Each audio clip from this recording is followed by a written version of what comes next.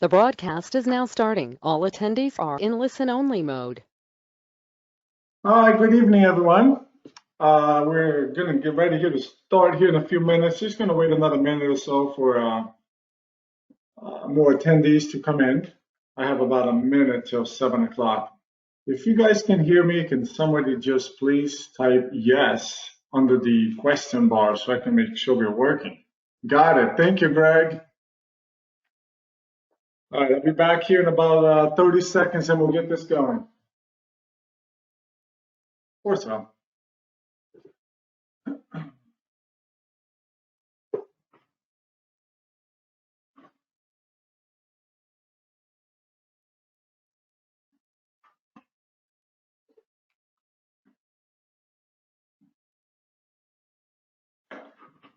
All right, I got my backup person here telling me to get closer to the microphone. Can everybody hear me better now?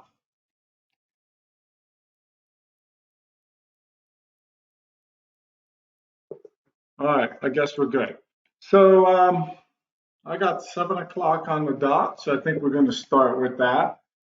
First off, I want to thank you guys for joining tonight and taking time away from your family and other things during these stressful times.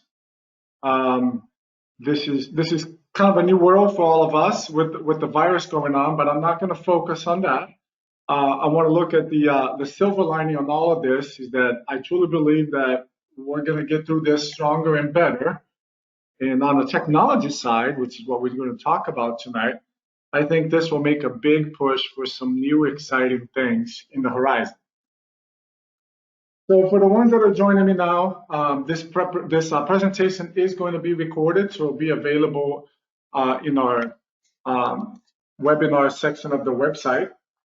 And you guys, if you have any questions throughout the presentation, just go ahead and type it in the box and I'll do my best to see that and answer them as I go. Otherwise, I'll have some free time at the end and go from there. All right. So if you guys are ready, I'm going to get going here. If you guys don't mind, I'm going to get started. And, oh, what happened there? All right, so I'm going to start stretching over here doing this presentation. So anyways, my name is Eric Kahl. I've been an athlete for over 25 years. I've been coaching endurance athletes for over 10 years. I've been on Zwift since probably 2016, took a sabbatical off of it, and I'll talk a little bit more about that later. And then for the last couple of years, I really got back into it. So for the ones that know me pretty well, my avatar there on the far right is a spitting image of myself. So with no further ado, we're going to, I think I'm done stretching. I think I'm warmed up and we're going to get this presentation going. So with what happened here? Okay, so with all of our presentations, we like to start with the 5 cornerstones of how we do business at QT2 and OutRival. So obviously, 1 and 2, training, nutrition, and recovery. We wouldn't expect our athletes to go into a race without proper training and nutrition. And through proper rest, recovery, and periodization, they tend to get to our races looking pretty sharp. And that's what we call the preparation phase of what we do. 3 and 4, race feeling and race day pacing. That's on the execution side. And those are things that we harp on our athletes that we need to have a conjunction of those 4 plus our mental fitness. And if we put everything together, we tend to get the race outcome that we are looking for. All right. So what is Zwift? You guys keep hearing a lot about Zwift over the last couple weeks or months or years. To oversimplify, Zwift is a virtual world where athletes can meet to bike and run. And I just heard some very exciting news, literally about 20 minutes ago, that Zwift is coming out with a rowing part to the program. So athletes will be able to row from on the rowing machine and have the same virtual meetups and training workouts with others on Zwift. Excuse me. So anyways, through Zwift, athletes can bike run through the comfort of their home or the gym. And all they basically need is it's a couple of little things, and I'm going to touch over on that. So the beginning part of the presentation is kind of like cut and dry, but at the end I have some more videos and I touch up on quite a few things that's really what most people are looking for. So a little bit about Zwift. Again, that is me on the right-hand corner there. That's me on my bike and beer kit that I'm often seen on Zwift. Again, my avatar is pretty much a spit image of myself.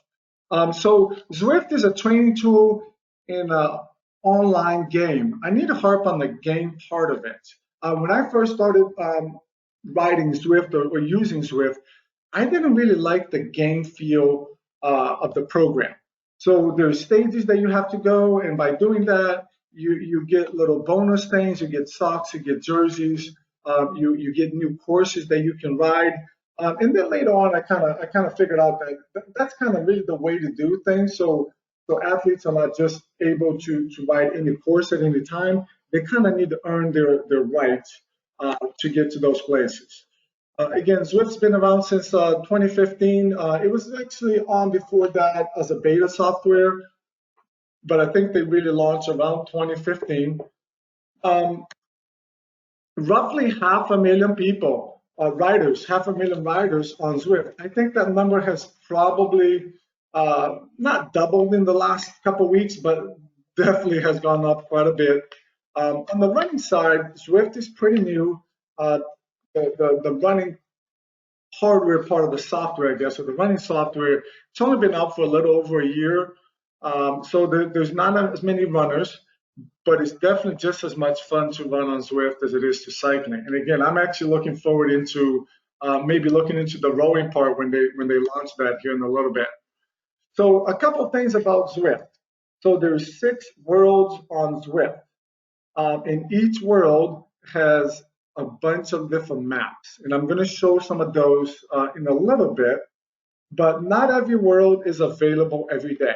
And that's one of the things I want people to understand is that there are only 2 worlds available every day. Normally Watopia, which is their virtual world that they created. It's not based on anything, but it's a really cool world. It's got a desert scene, it's got volcanoes, it's got a jungle scene, it's got mountains, it's got a bunch of different things. The next world that they have is Innsbruck, which is designed based on a 2018 World Championship, UCI World Championship. They also have a world based on New York, so you can actually ride through Central Park in other parts of New York. They have a world designed after London, which includes some of the hills that they used during the London Olympics a few years back. And then the other world is Yorkshire, which again was one of the, I think it was 2019 UCI World Champion course. There is a cost for Zwift. It's $15 a month. Obviously, there's got to be a little cost, but they do offer a free 7-day trial. So if you guys are not on Zwift, hopefully by the end of this presentation, you'll be interested in it. And I need to share, I have nothing to do with Zwift. I don't get paid by Zwift, no affiliation. And I can honestly say that I have tried several of the other virtual training softwares on the market, and Zwift is by far the best one that I found. Now, again, I think things will be changing. They'll be getting more competition. But again, competition is good because it forces everybody to stay on their toes. And I'm sure Zwift is going to keep on pushing forward and getting even better. So what do you need to ride on Zwift?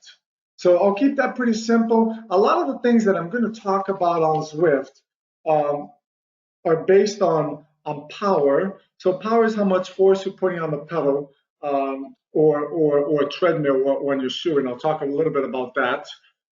Several things go into play in order to get your avatar to move. It's how much power you're pushing, your weight, speed, and a lot of things are based on a power to weight ratio. So on a course, if you're going up a hill and there's a 4% grade and you're putting X amount of power and you weigh 200 pounds, the software will decide that you should be going at X amount of miles per hour. And those speeds are pretty real compared to the real world. So they've actually done a really cool job with that. Now this is the part of the presentation that again I could spend an hour just talking to people about a smart trainer or a dumb trainer or the old turbo trainer. So basically, a smart trainer is a trainer that can adjust the resistance as you're riding. All right. The quote unquote dumb trainer is just the old fashioned turbo trainer that you just pedaling and it doesn't really change its resistance. Technology has come a long ways, and you can now pick up a smart trainer for a little over $300. So I would say around $400, all the way up to $1,200. Which at the $400 price range, it's about as much as you would pay for a good dumb trainer. So if you have it in the budget, you might want to look into maybe spending a little bit more, but getting a smart trainer. All right. What else do we need to ride on Zwift? Well, you definitely need a bike. So this could be your mountain bike, your road bike, whatever bike you have in the house. Even last couple of weeks, I've been seeing a lot of adults that are putting their kids' bikes on trainers so their kids can actually start riding Zwift. What a great way to keep them, active and still playing a video game per se. And actually, I heard that Zwift is allowing kids under the age of, I want to say 13 or 15 to be members for free, which is pretty cool. Now let's talk about the bikes. So you can actually go to the gym and ride one of the nicer, I'll keep it as nicer spin bikes. And there is a way that you can hack it and make that work as a smart bike that you could ride in the gym. All right. Hold on. I think let me do one thing here. Someone just told me that they can see me now. Well, that's pretty cool. I did not know I was on camera. So let me change that here really quick. Sorry. Closing that. And getting back to where we were. All right, sorry. Back to the bike. And so basically you need a smart device to run Zwift. This could be a computer, a laptop, your phone, anything that can communicate with the website, which is Zwift.com. In combining that with your bike or the power on the bike or your smart trainer or the dumb trainer, and I'll explain how to configure those two here in a little bit, that kind of makes your avatar move on the screen. Another good thing that you want to look into is having a good fan. There's nothing worse than trying to do a spin class or a trainer ride and just sweating bullets, and it's tough. So you're definitely not going to enjoy that.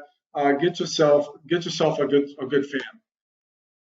Other equipment that you want to look into it. So heart rate training, in my opinion, is the only way to go. So I'm a big believer in heart rate training with Zwift. And if you guys can see on the screen there, you can actually see my heart rate right there on the screen on the blue part of the screen on the left side. 94 beats. This was right after a ride. So 0 would be my watts. So I'm actually stopped right there. In a couple of videos later, I'll show you guys actual live screen of myself riding. So for the ones that are going to be doing the dumb trainer version or the old-fashioned turbo trainer, you will need a speed sensor in order to make your avatar move on the screen. And I'll explain that a little bit more. If you have a power meter, you can use that as well. And there's different ways of setting up. But the thing that you need to have in conjunction with Zwift is your companion app. And I spent about 2 slides just talking about the companion app. So the companion app, it's really the social aspect of Zwift. That's where you can do a lot of things that you can't just do on the software itself as you're riding. I guess you could, but you're going to have to be reaching for your laptop or your tablet and pushing buttons, and that's kind of hard as you ride. So for running, what do we need? Well, you definitely need a treadmill. And in order for your avatar to move on a treadmill, you need a foot pod. So Zwift sells their own foot pod. A couple other companies, Polar sells a foot pod. Garmin has their own foot pod. You can actually get a foot pod power meter through Stride. That works as well. Again, you're going to need your device to run Zwift. So again, that would be your tablet. On the treadmill, I would recommend a tablet like an iPad or something like that. Definitely going to need a fan. Additional stuff, you're looking for the heart rate again and the companion app. So if you look at the picture on your screen, 60 minutes into the run, heart rate is 149. It's showing the watts of 258 and basically the pace that's being ran right there. Okay. Any questions so far? I don't see any questions on the screen, so I'm going to keep on moving forward. All right, so again, we could spend an hour on this screen alone because this is the first screen that you see when you set up your Zwift. So if you look on the top 2 things, you either have a power source or a speed sensor. If you're using a smart trainer or if you're using a smart trainer, for sure, you want to go to the power source. If you have a power meter, you also want to go to the power source. If you're using the old turbo trainer or the so-called dumb trainer, you're gonna click to the right and you're gonna look for a speed sensor. So the speed sensor needs to have either the ANT technology, which is that little guy that's looks like this guy here that's read by an ANT stick, or it's going to be Bluetooth technology right there. And then if you're going to be running, obviously you will click on the run part of the screen, and that takes you to a different screen so you can start running. Now, once you get this set up, so you're going to click the search, you're going to find your smart trainer or your speed sensor, and then you want to add your heart rate monitor. You want to add a cadence reader or sensor if you have it. For the ones that are lucky and have a smart trainer and a power meter, you're going to use your power meter as a cadence sensor. Okay, don't add the power meter as a power source, otherwise you're going to have a bit of a conflict, and it's just smoother if you use the power meter as a cadence reader. All right, so your controllable here on the bottom right, that's going to be your smart trainer. That's, again, the trainer that Zwift can control, so it can add resistance if you're going up a hill, or it can take resistance down if you're going down a hill. All right. Sorry, just a quick sip of water there. Next screen. All right, so now I'm going to spend a little time talking about the companion app. Again, so when you download Zwift to your computer, it's an app or software. You also want to download the companion app to your phone, either your Android or your iPhone or whatever it is that you have it. So the companion app is your social aspect. I like to put it as social aspect of the game. You're going to use this to find Zwifters, to join events, meetups, to give people a high five, or what we call a ride on. So you're basically giving people a thumbs up during the ride. You can use it for sending messages during the ride. If you're just riding a course, you can use it. Again, I mentioned earlier that each world has several courses or several maps. So you can just ride the same loop for the duration, or you can actually make right turn or left turn into a different loop if you want to do that. Okay. One of the things that I think I'm good there. Uh, so this picture, this is a screenshot of my phone yesterday at 2 o'clock in the afternoon. There were almost 24,000 people on Zwift at that time. Obviously, Zwift is a worldwide software. I call it a worldwide phenomenon. So there are people from all over the world biking and running. And 24,000 is the largest number I've ever seen. Before that, they were below 20,000. So I was actually shocked to see that. So if you look at this screen here, the little thumbs up right here, the first thumbs up, if I press that button, it's going to give all my people that I follow, which are down here. This is one of our pros from QT2 and somebody else that I know. It'll give everybody a thumbs up, meaning, hey, good job today, right off the back like that. Okay. Just below that, you have events. So you could see so this was yesterday.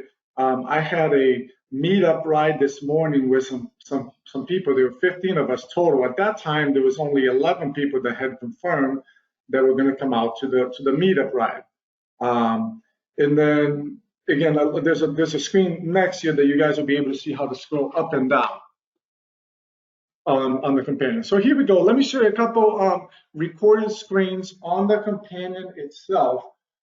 So the first one here is I'm sorry. Let me kind of go back to the treadmill. No, I'll touch base on that later. Sorry, I wanted to jump back and forth. So the first video here, it's going to be an overview of Zwift, the companion app. So there's that thumbs up again right there. This is the ride I was going to do. I'm going to scroll the screen up and down so you guys can see, other things that are there. So I could either click on the thumbs up on top and give everybody a thumbs up at the same time. And it said there I successfully gave 11 Zwifters a thumbs up. Or I can actually go individually and just click on each person's right next to the thing right there as I'm doing and giving them a thumbs up. All right. So next over here, I'm actually going to join my own ride, which is every Thursday morning. I lead a group ride through QT2 at 5:15 Eastern Standard Time. So I'm literally clicking through. This was yesterday, so this will be tomorrow, and it'll probably show Thursday the 26th.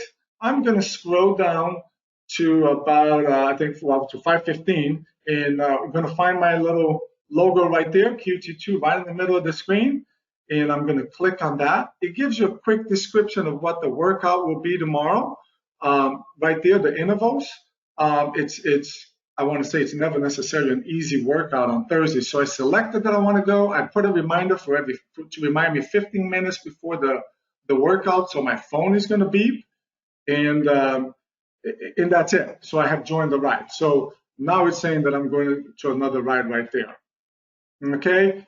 And then I'm just going to go home after this on the screen, and I'm back to my main screen over there.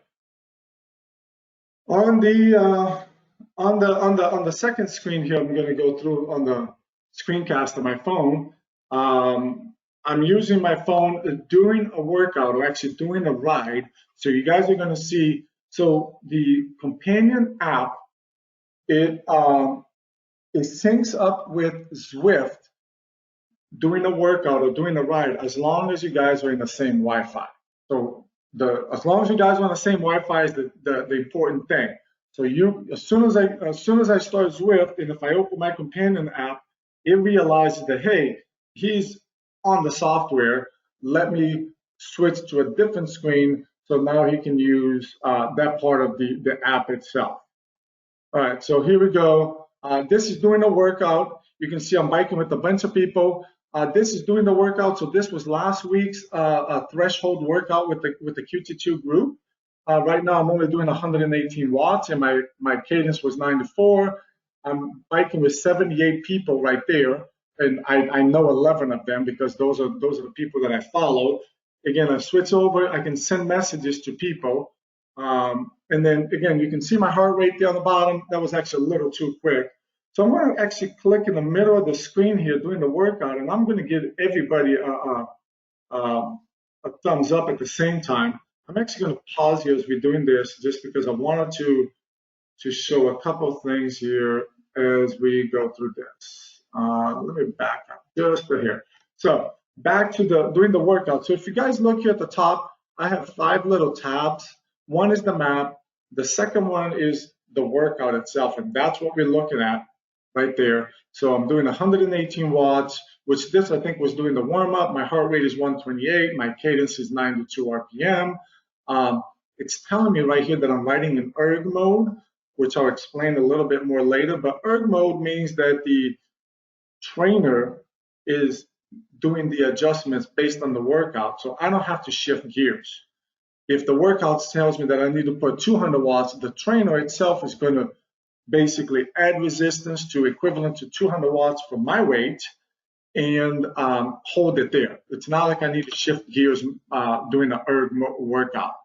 And then the next tab on top is Zwift. There's people that I'm Zwifting with, so I can look at that, and send them a private message, or I can just send the message that everybody sees on the screen. All right, so let me go back to fast forward this a little bit more. Where's it going here? It's doing its own thing. All right, so here on the bottom, so I'm actually going to scroll through here on the bottom. So you have a stop button, you have a U-turn, you can flick your elbows or knees during the ride saying, hey, somebody give me a hand. You have a couple other buttons. The hammer means you telling people time to hammer. This guy that looks like a sad toast, when you click on that button, it says, I'm toast. So you're letting your riders or your friends know that you're getting cooked, you might need a little help. The smiley face, just saying nice, like a nice work. And then the icon that looks like an eye, it's so you can change the camera angles during the workout, and you guys will see me riding here during the ride itself, so you kind of see what the camera angles look like.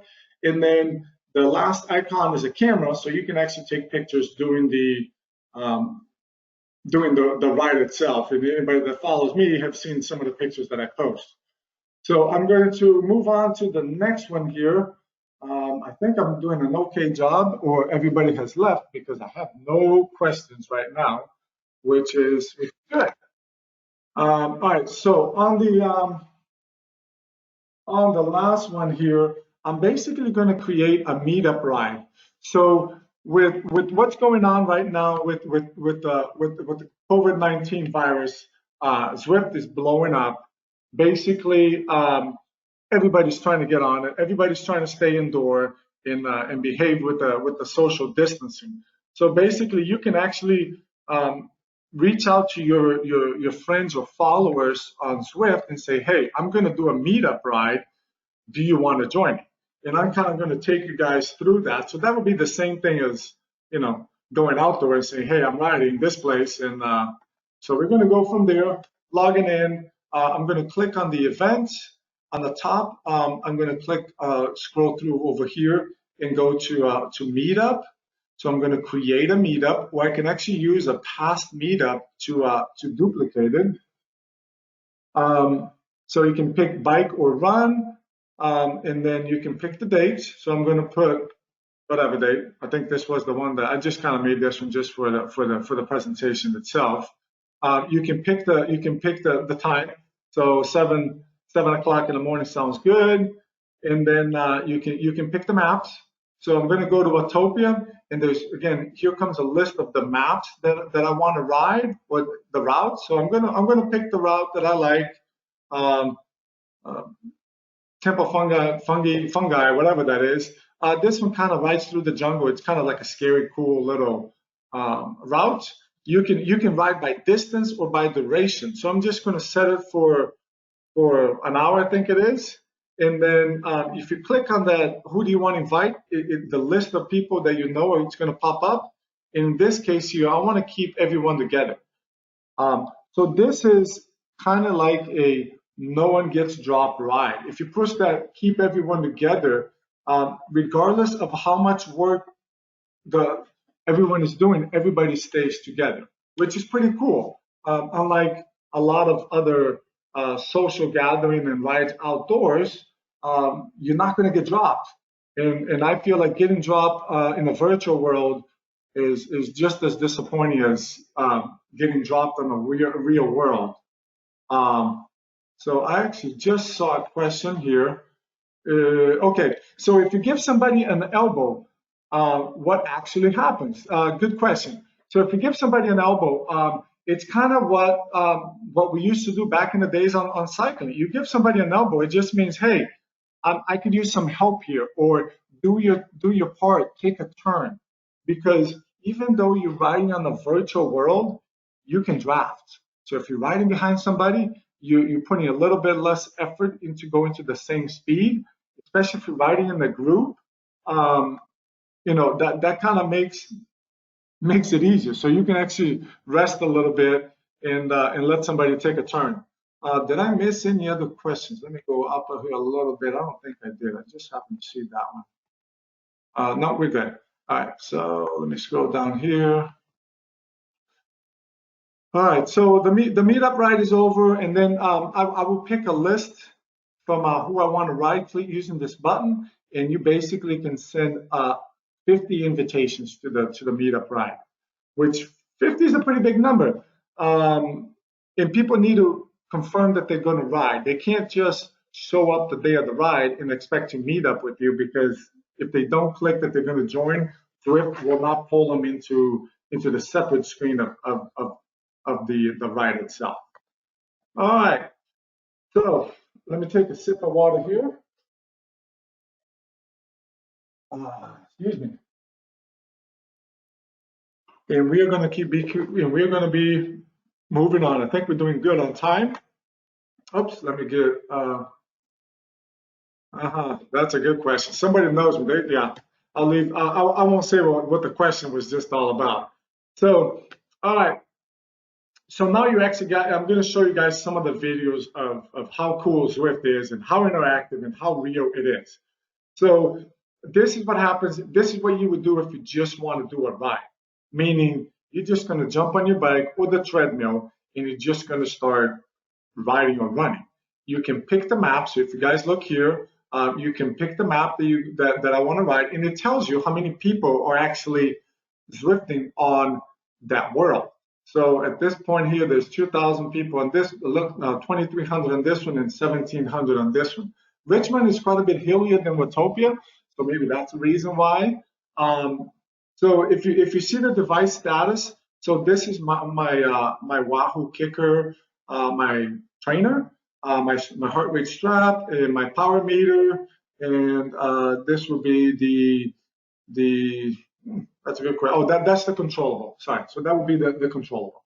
So I'm going to play the video and I'm going to talk through it here so you guys can see a little bit of this. Oops, what happened? Sorry, back up. All right, and here we go. So I don't have volume on these, just so I can talk it over. So I'm going to pick a route that I want to ride. TikTok seems to be my favorite. It has a little bit of forest and a little bit of. Sorry, let me go back here. That was way too quick. So it has a desert scene. It has a little mountain climb. The course itself, it's only 10.5 miles.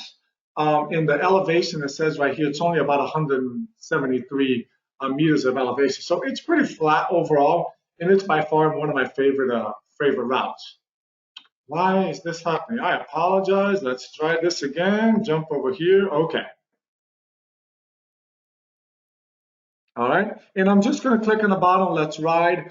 My kids were on the Wi-Fi at the same time, so it's taking a little bit longer to buffer doing this video, but it normally loads up fairly quick. So with 2 kids at home, not going to school because of the virus, the Wi-Fi seems to be a little bit of a hot commodity. Oh my Lanta, what just happened here? I apologize. Let's try this again. It's going.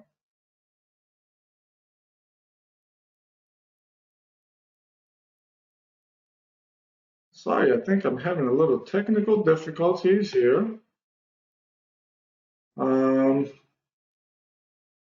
What is going on? All right. No, I don't want. I'm going to wait for the program to come back. Sorry, having a little technical difficulties here. My PowerPoint presentation just froze. So let's see if I can get this thing to come back up. Otherwise, I'm going to restart it. And I'm going to give it here another couple of seconds. And then otherwise, I'm going to restart this. All right, let's restart the program. Apologize. First time for everything. All right. Click it right here. And that's not what I want to do. I want to go to, where was I at? Oh, perfect, just like that. Slideshow, I'm going to start you from here. Sorry about that, guys. So you guys will have to watch the same thing we already seen. So I'm going to pick the map again, go to TikTok, and then I'm going to click just ride, and then it's going to buffer. I'm not going to accelerate because I don't know if that's why it crashed, so we're going to have to wait for this thing to buffer through here.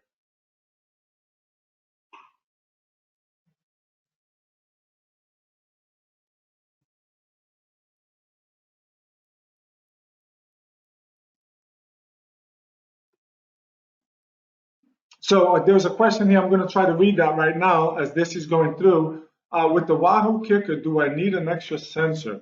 No. The short answer is no. You need the Wahoo Kicker will do the controllable part of it, and it will also read your power. And this is taking longer than expected to load, so I'm wondering if I do have an issue going on here. So I'll just answer the question in the meantime. You will want to have you might need an ANT stick if your heart rate monitor is ANT technology, or if it's Bluetooth, you can just use the Bluetooth from your computer to read that. Ah, man, what's going on here? Well. It seems like I'm having issues. And okay, here it goes. It's running now. It's loading. So it loads. All right, here it goes. So we're on Zwift. I'm going to start pedaling the bike, and I start moving. So if you guys look on the top left side of the screen, and I'm just going to pause this so I can talk a little. Well, I mean, you're going to see my power, my cadence, my heart rate. And these people on the side of the road are just like me. They're just starting to ride. So I'm clicking through the camera views. There's a couple different camera views that I could use. Again, anybody that knows me, that's a spit image of myself. And I'm just gonna ride on this day here. With most rides, there's a couple. There's normally a sprint stage. There might be a king of a mountain on each map. So you kind of need to know where you're going, and they'll put little signs on the road that says for the sprint.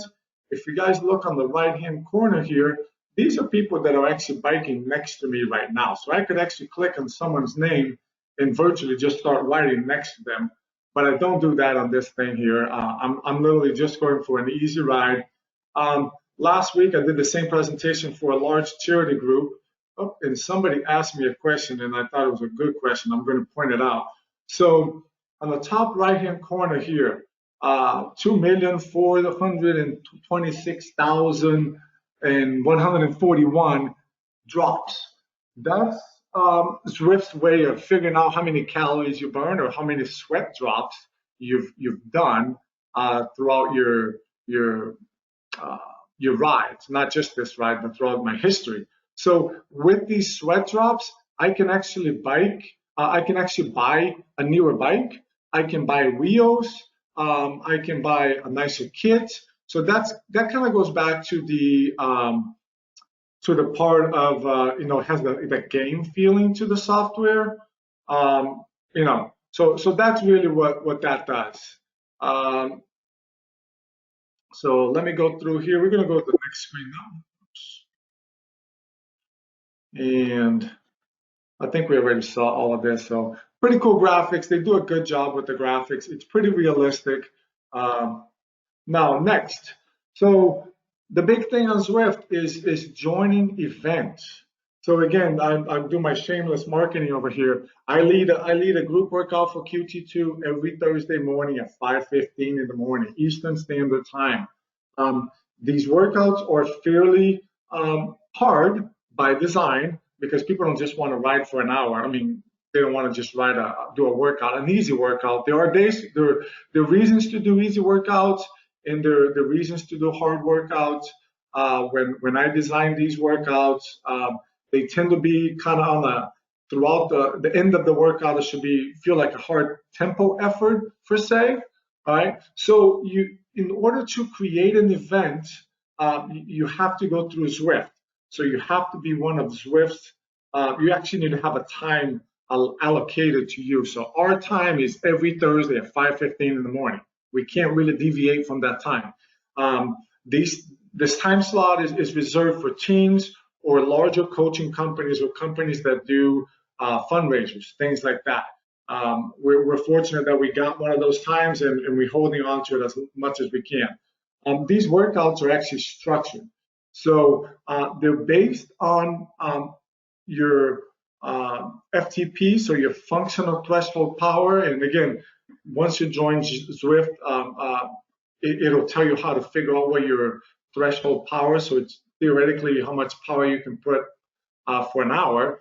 So these workouts are designed, if you can see it here, based on a percentage of that. So someone might be putting 400 watts in, but somebody else might be putting only 100 watts. As long as you're staying within the same percentage of the FTP that the workout is asking you to do, you get to stay together. On the workout, the only way you get to get dropped is if you stop pedaling for like 15 seconds, and then you're out of the workout basically. So these workouts are basically, they're structured workouts. There's lots of tours. There's Tour de Zwift. They do that where you get to ride all the different maps or most of the maps. You can join a race. They're legit racing out there. There's a new virtual world of road cyclists and runners. Even though my presentation is showing a lot of cycling, all of this stuff does carry over for running. And doing the races, they use categories that are based on your power to weight ratio. Again, this is probably a little bit more advanced for this presentation, but just kind of, it's an algorithm of how much you weigh and how much power you can push, and it sets you into different categories. So if you're a cyclist, this will be your Cat 1, Cat 2, Cat 3, Cat 4 riders. And as a triathlete, we kind of fall on the low end of that because we're not really crit racers. We're just kind of tend to be endurance riders. So this is a quick video doing the workout. I actually have a little sound in this one. So I think we have about 90 riders on this ride at this point. We have our own little kit, which is pretty cool. And then if you look at the screen right here, it's telling me to do 109 watts, and that's exactly what I'm pedaling. My cadence is only 78. We're just starting the workout, and my heart rate is pegged down at 101 beats. So it's the beginning of the workout, but you get to see on the screen instructions of what to do. Okay, so I'm trying to get caught up here with a couple questions. All right. Oh man, I missed a few questions on the top there. This thing does not open well for me. Attendees questions. All right, let's see what we have here. All right, here, I'm going to get rid of this question here. Where can I go? I'm stuck on someone's question and I can't get out of it. I don't know why. I'm having lots of technology issues today, huh? So I address this one here. So we're going to keep on skipping forward. Oh, okay. So here's a good question. So what happens? If doing my workout on Thursdays, I click the button that says toast. Literally nothing happens. You just kind of you're giving feedback to the people that you're toast. Just keep on doing the workout. But if you can't keep up with that's actually a good question. The second point, if I can't keep up with the power, what do? On the companion app, there's a little button that you can click plus or minus to take some of the pressure off or some of the power off. You don't get dropped out of the workout if you can't do the power. As long as you're pedaling, it's pretty fair. It's going to keep you there. It's going to allow you it's going to allow you to continue the workout. Okay, my Garmin watch has it. Missed that question. All right, so here we go. We're gonna keep on moving forward here. Sorry, just trying to get caught up with some of the questions. I'm actually gonna double check, make sure I don't have. Okay, another great question just popped up. How do you hook up Training Peaks to the assigned workout? That's actually a really good question. Probably a little bit more advanced than the 101. So on the companion app or on Zwift.com, you can click on your. I have to open mine here really quick to see what the wording is that I want to use. Under settings, you're going to click on your connections. So you're going to connect your Training Peaks to Zwift. You can also connect your Garmin Connect to Zwift. You can connect your Strava. There's a bunch of things that you can connect to Zwift. So as soon as you're done with your workout, it'll post it to whatever software you're using to track your workout. So that was actually a really good question. What was this question here? Okay, I think I cleared that one. Just going through the questions here. Oh, another great question. Can you sync Peloton bike to Zwift? Yes, there's a way to hack it. It's not a straightforward way of doing it. Unfortunately, not yet. I have a feeling that they're going to do that. I have seen some posts of people that were able to hack the Peloton to be able to communicate with Zwift, but it's not as easy as just click and link. So there's a little bit of hacking that needs to happen. And honestly, I don't know how to do it because I don't have a Peloton. So I don't have a concrete answer, but I believe I just never done. So we're going to finish this video here. I want to keep us honest on our time here, so I'm going to move on to the oops. Okay, so creating a meetup on Zwift, and I kind of touched up on that a little while ago. So you're going to use your companion app. Again, I do a meetup ride every Wednesday as well. So I do a group ride on Wednesday. It's a no drop ride, 5:30 in the morning Eastern Standard Time. Again, this is normally for me. It tends to be an endurance ride, just because I'm trying to keep my legs fresh for Thursday's ride, which tends to be a little bit harder. So you have to friend the coordinator. So it's kind of, again, the social aspect of Zwift. It's kind of like social media. You got to know the people that are going to invite you to do the ride or the run. Most routes are available. There are some routes that are reserved for events only, and you can't ride on those unless you actually have an event. And I already touched up a little bit on that when making a meetup ride. It can be either by time or by distance, and you can click on that keep everyone together aspect of or option, and it becomes a no drop ride. So I have another question popping up here. Let me see what it says. Long questions. So obviously somebody has Training Peaks and they have some questions on that. You have look. I'm not sure if I'm getting what the question is. You have to upload workouts from Training Peaks to Zwift.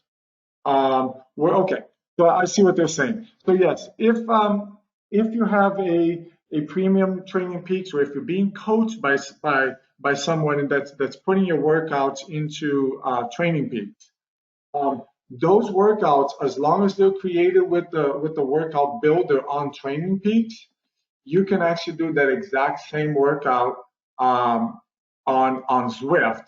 without having to do much. And I'm actually going to go show you how to do a workout. In doing the meetup ride, you can actually also ride erg, but that's probably a little bit more advanced than I want to go through here. I'm going to try to keep it simple. All right, so using the Erg mode. So Erg mode is instead of just writing the route or the map where you're having to deal with the elevation or drafting or not, you can just write Erg mode. Erg mode means it's a specific workout. The trainer is going to adjust the resistance to match whatever you're asking it to do during the workout. So this video kind of shows you how to do how to load so instead of just writing, I'm actually going to click on the training, and there are some template workouts in training plans on Zwift. They're not the greatest ones, to be honest with you, but they're there. There's a lot of beginner trainers there. So this video kind of shows how to do a workout. So if you just want to do a workout that day. Oops, what happened here? That's not the screen. There we go. So I'm going to just click on the workouts. I'm going to pick a workout. I have a bunch of different workouts that I've done and created. So I'm basically going to click on one, and then I click on just ride, and then that's how fast it loads. So I'm going to start, right here it's telling me to push 120 watts, and because I'm not doing so, it's telling me to push more power. So as I start riding, it's going to keep me honest. Am I doing the workout that I need to do? And then on the left side here, you guys can see that, so this interval is 5 minutes at 120 watts, which is roughly about 40% of my FTP. And then I got a 5-minute effort at 155, and then another 5 minutes at 195, and then I take a 5-minute easy, and it looks like this workout duplicates itself a couple of times here, so you guys can actually see what's happening here on the screen. Excuse me. So again, these people riding over here, these are other people from all over the world. You can actually see the maps next to their name. So it tells you what country they're from. And again, these people are in the comfort of their home. Again, I'm just changing the screen over here so you guys can see. There I am. And so this little tablet in front of a rider or a runner tells you that they're actually doing a workout. They're not just riding. So this is kind of Zwift's way of saying, hey, you can do whatever you want to do, pass or draft on this person, but they're doing a workout. So if you pass them, they won't necessarily try to chase you because they're doing their own workout. So that's really what that little tablet means up front there. It just shows that the athlete's following somewhat of a workout. So these people get in my way and I'm just passing. You can't really steer. Actually, I lie. You can steer on Zwift. That's fairly new, but that's only available on the mountain bike portion of Zwift. So yes, you can actually go mountain biking on Zwift. Honestly, I've only tried it one time, and I didn't have the right swivel under my front wheel on my bike, so I didn't really enjoy it. So these are some of the screens that you can see on the companion app. So again, it's going to tell you what the warm-up is 120 watts for 4 minutes and 30 seconds, and then it's going to show you what the build-up is. And this is kind of like a speedometer dial, so it tells you that you are within the range. This next screen here, 416 watts, that's just stupid hard.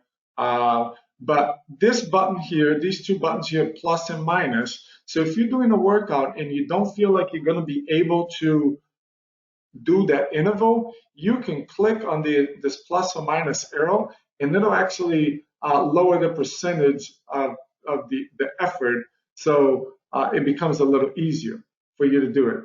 And then on the right side here, you can actually skip a interval if you don't want to do it again. Those are things that you can do with the companion app, but I think I want to keep it simple here, so I don't want to get too deep into details here, so I don't lose interest. So we're getting to the end of the presentation here.